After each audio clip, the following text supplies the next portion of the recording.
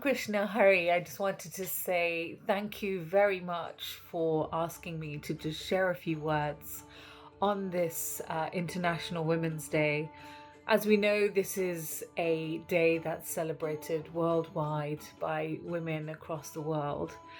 It's a day when we take inspiration from one another, we learn from each other's journeys, and we understand what it takes to be a woman. Because actually, being a woman is a very special thing.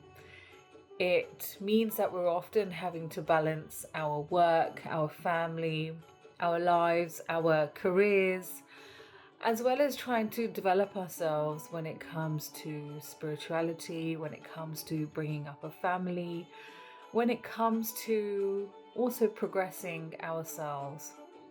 And I think it's quite important to also understand that a lot of women have paid sacrifices in order to give us some of the freedoms that we enjoy today. Here in the UK, for example, women didn't have the right to vote or the right to own a property unless they had a male counterpart, for example, in owning property that was able to vouch for them. So today, I'll introduce myself. My name is Councillor Pinder Chauhan. This is my 10th year in being a councillor in representing lots of local communities. And I also stood to be a parliamentary candidate for 18 months for the Conservative Party.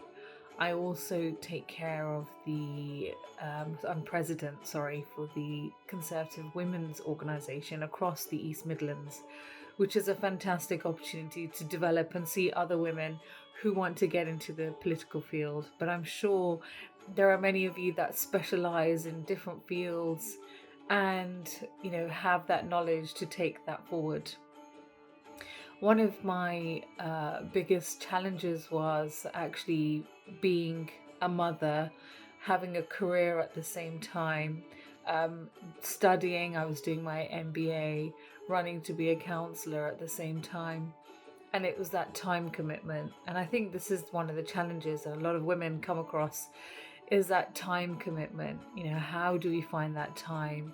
And I think there's also always this mum guilt as well. And sometimes, let's be honest, even our husbands throw a little bit of guilt in there as well when you are committed doing, whatever it is that you are doing. I am very lucky to have a very supportive husband who manages a lot of these things in my household while I do get on with my political commitments.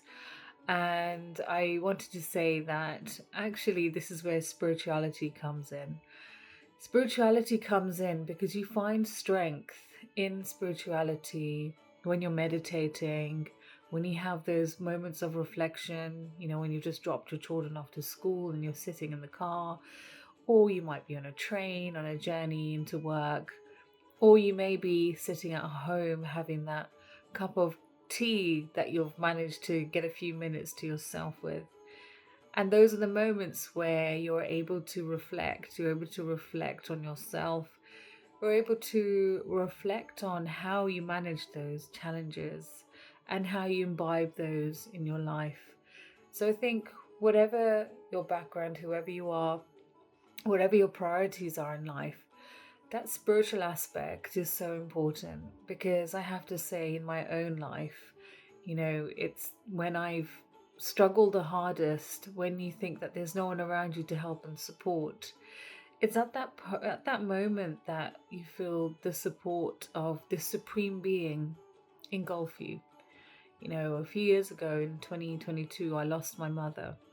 And I found myself in a very difficult position, where there was a lot to manage. My son also fell ill after my mother also passed away. So there was a huge kind of battle that was going on, me as a mother, me as a daughter, and trying to manage all these different conflicting priorities.